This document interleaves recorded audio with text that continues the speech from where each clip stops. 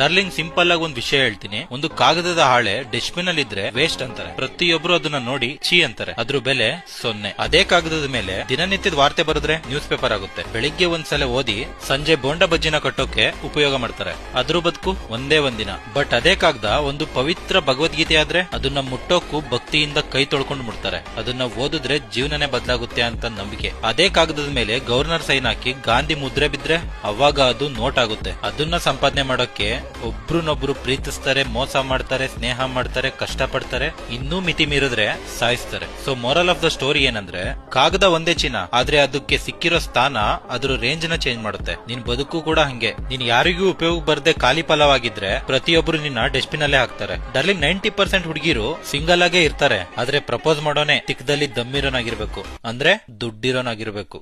ದುಡ್ಡು